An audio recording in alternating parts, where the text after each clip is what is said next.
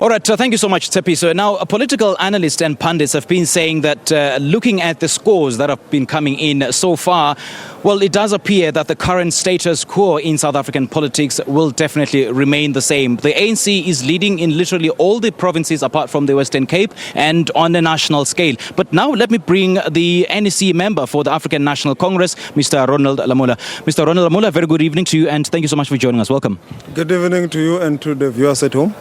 What's your reaction, first of all, to the current scores that we see on the board now?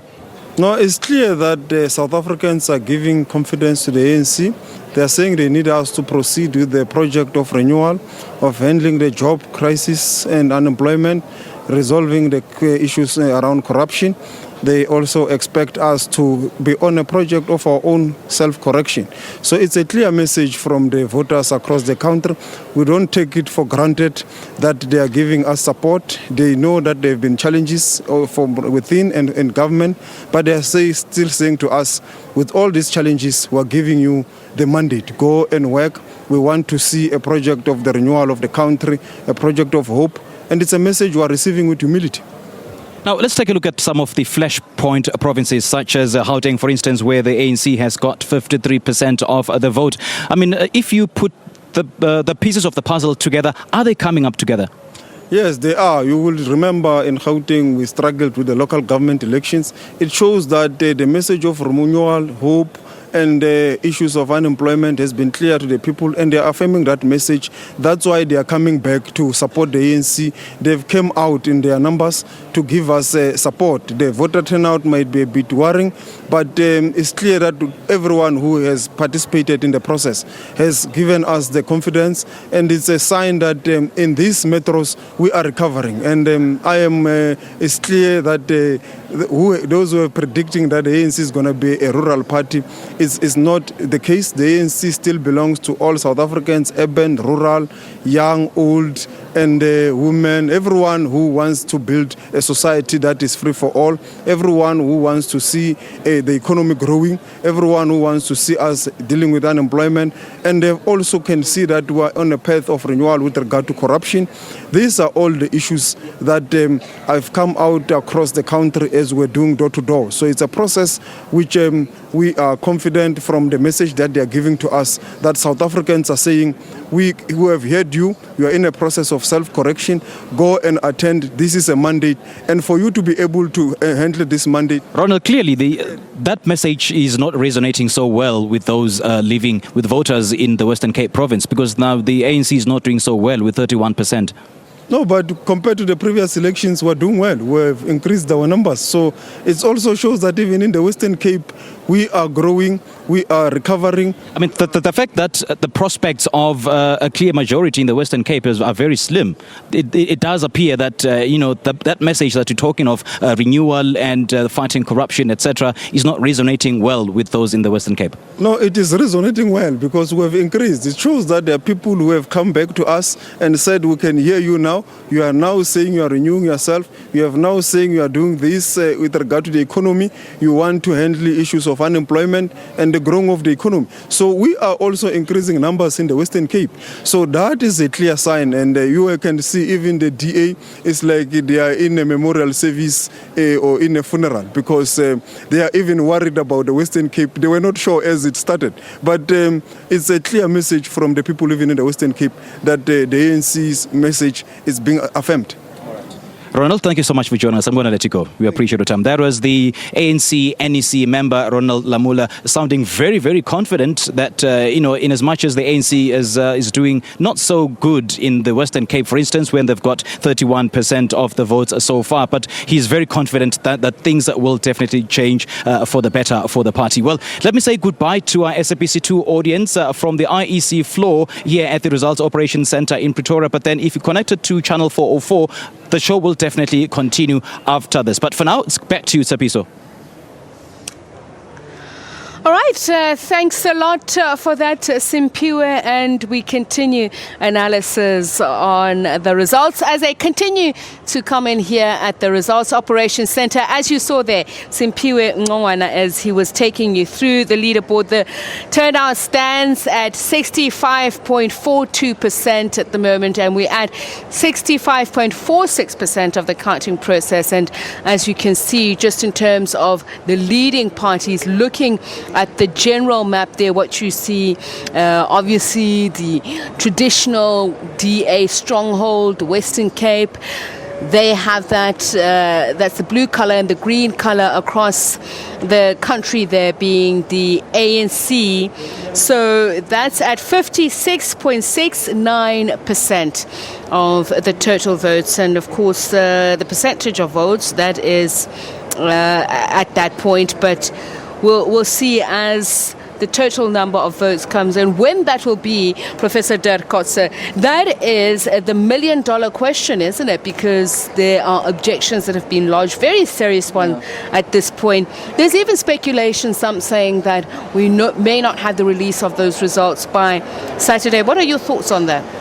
Well, the way in which I understand it is that the commission undertook to investigate it, to identify a sample, and then to try to identify to investigate to what extent there has been indeed double voting or voting more than once by the voters.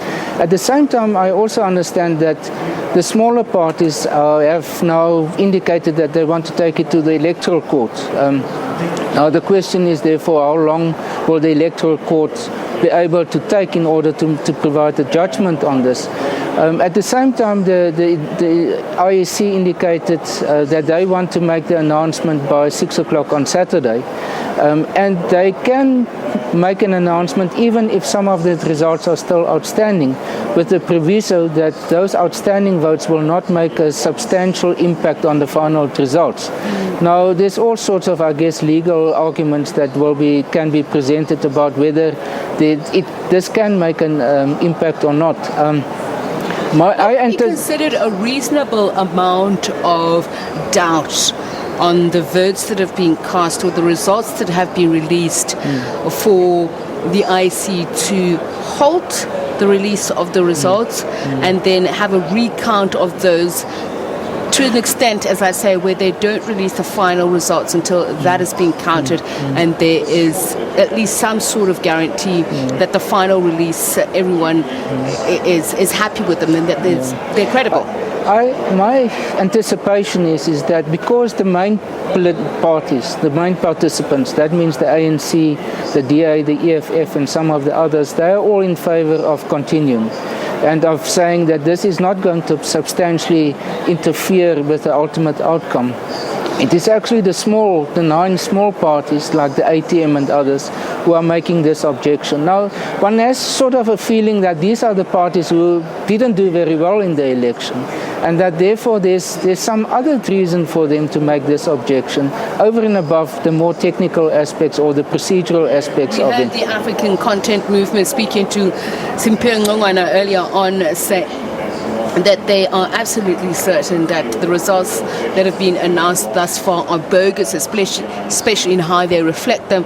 So simply put, you're saying sour grapes may be the real motive behind pushing very hard for a legal challenge of the results thus far.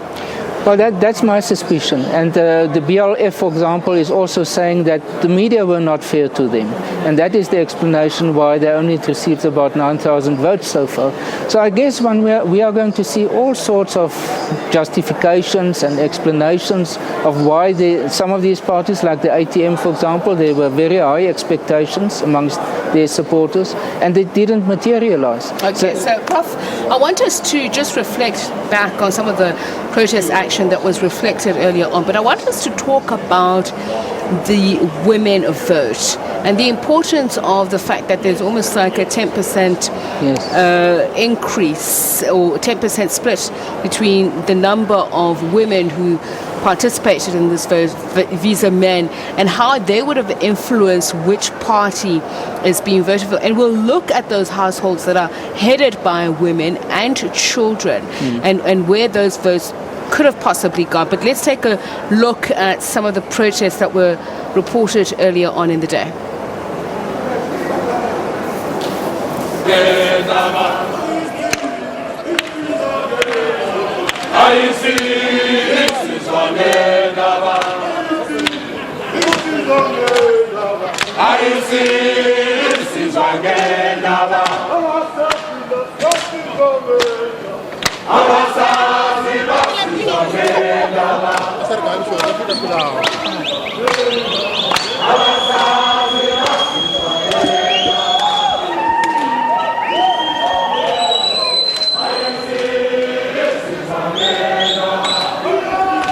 The media was only focusing on 3 key main parties, and the others were just added in, as they call us, a salad, a mixed salad.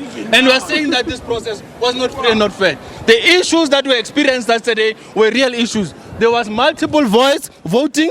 People were moving from voting station to another voting station. There were issues of VC forms that were not in place. IEC had stations that were closed, that were not open, some of them, until the end of the elections. People were turned back from election voting stations and were told that they don't have particular forms and everything. And the issue that we are sitting here today, when you see the results, you can directly see that this is a deliberate move to undermine minority and smaller parties. And in this case, you are seeing the results. It does not make sense. Some of the results that are coming out of here are very questionable because of the population demographics do not even support those results. So we are here to declare that these elections were not free, nor were they fair. Yes. We were not afforded that opportunity. Let's give us. Okay. Manda! Yeah. What we're saying as a combination of the political party, once we're starting to campaign, there is no big party. All of us were equally. Switch the mic on. All the parties are equal, but the way we are treated, this election is not free and fair because the SABC radio and television, they didn't give us even the opportunity to advertise ourselves in the TV and radio. They sidelining us. Before the result, there is no big party. And then the issue of the ink is very, very important. So we say this election is not free and fair. We must re-elect. Rerun. We are rejecting it. We would like to say as Amanda, we would like to say as the Black First Land First that over and above the overwhelming evidence that there has been irregularities governing these elections, there is a clear political program to lead for a government of national unity between political parties linked to the agenda of white monopoly capital. And these political parties are the ANC, is the DA, and is the Economic Freedom Fighters. We are seeing here a ridicule of parties aligned to an agenda of radical economic transformation, of parties who have fashioned themselves to have confronted white monopoly capital. The results that we see on this board makes a total ridicule of all the work that we have done as so-called smaller parties, as you have chose to describe us. So we are very dissatisfied with the irregularities, but there is a political program to alienate dissenting voice who speak against the status quo in this country. Thank you. We reject this election. We reject the process. We think the IEC has lost the control of these processes completely. The credibility of this election process is totally questionable as we speak. As the SRWP, we believe that the results that are going to be showed here are not credible results. As we speak now, there are so many ballot boxes that are being found on the street, on the field, with the ballot papers. Some are cast, some are not. That is a clear indication that the IEC has lost the control of the election process completely. Okay, Forum for Service Delivery. We as Forum for Service Delivery, we are of the view that these elections are not free and fair. We have raised the issue of IEC head, Glenn Mashinini, taking a hawk with another voter called Cyril Ramaphosa to go and vote. We are saying why he chose one voter, why not all the voters? And again, in Northwest, people were given 3 ballots. 2 national, 1 province, or vice versa. So we are rejecting these elections, and we are not happy, and we are prepared to go as far as electoral court and even constitutional court. Thank you. Yeah, my name is Nelly Tom. I'm from the Alliance for Transformation for All. I agree what other comrades said. I voted yesterday in Cape Town, Ward 98. The scan, I voted without my ID being scanned. And most people that work for IEC are teachers. And they are not technologically professional because they're supposed to start at 7 o'clock. We started past 8. Up until I have to say I'm going to call the journalist. Then it's where they let me voted without being my ID scan. Then I have to take the flight here. So we are not really happy. Some station in Makaza, they run out of ballot boxes, and whereby the presiding officers, they treated the smaller parties very badly. We are not 100% happy with the results. And for next time, IEC have to employ the young children that has been graduated for economic development in this country. The teachers have salaries, but at the end of the day, they are working for IEC and they don't know exactly what they are doing. Because when I speak to the deputy presiding on that station, she said, I can either rather go. Some people were going to work, they left the station. So most of our votes are not accountable. Thank you. Okay. As National Freedom Party, we wish to concur. Okay. We as National Freedom Party, we agree with all the small parties, and we are also not happy about you, members of media houses, the way you are treating us. You are only here for ANC, DA, and EFF.